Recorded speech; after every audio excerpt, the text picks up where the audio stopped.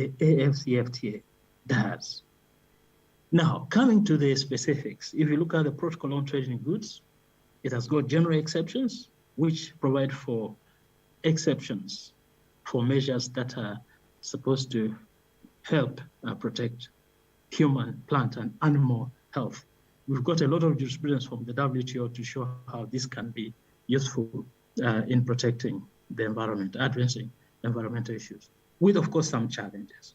But in addition, we have got the SPS Annex, the TBT Annex, non-tariff barriers annexes, which can help in this regard. The schedules, both for trading goods, trading services, can also be used by countries to actually undertake greening projects. The protocol on trading services, both in the objectives, it talks about sustainable development. It also actually is premised on the right of governments to regulate. There are also general exceptions and, of course, schedules, including a whole sector on environmental services. Right. So now let's look at the protocol on investment. The objectives have sustainable development. The definition section actually defines sustainable development. That's Article 1. The objectives, Article 2, also have sustainable development and protection of the environment. Article 8 has got incentives for sustainable investment. I'll set them out for you just in a moment.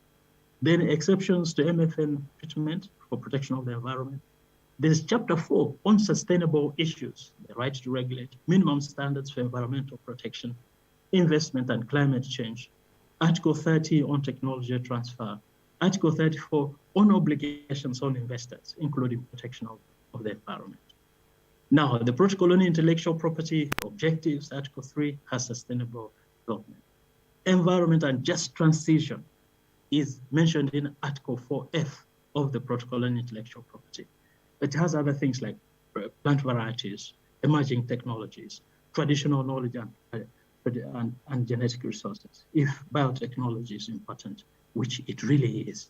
And then, of course, we have a protocol on competition, which also mentions sustainable development, both in the preamble objectives and the exceptions. Now, I said I would say something about Article 8, which of the protocol on investment, which talks about incentives for green investment. So these incentives are actually set out financial and fiscal incentives, such as investment insurance, grants, or loans at concessionary rates, subsidized infrastructural services and market preferences, development-oriented incentives to encourage preferential market schemes and specific investments in Africa, specifically in the sectors related to attaining sustainable development.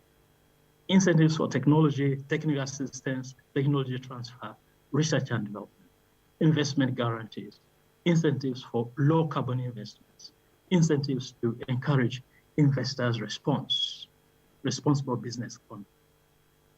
So I would say to you, Professor Whitefield, that actually the AFCFTA is quite great.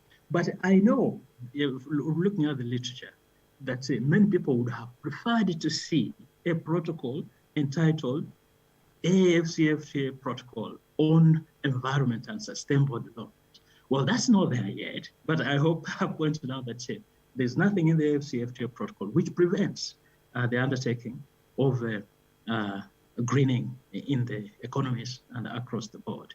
But having said that now, what can the private sector do on their own?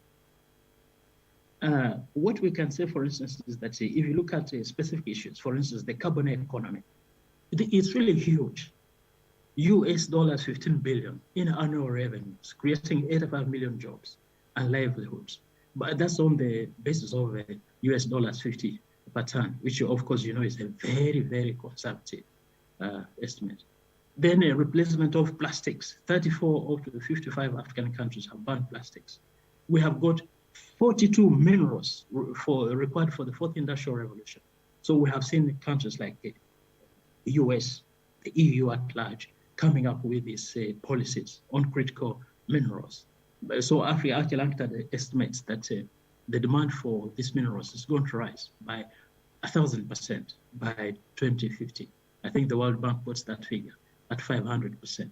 Then, of course, green goods, services, and investments green energy products, we can actually do an inventory of green energy products across the continent, and also potential that the private sector can come up with. So in answer to your question then, I would say that it's yes to both of those questions. First of all, the AFCFTA is green. In any case, the private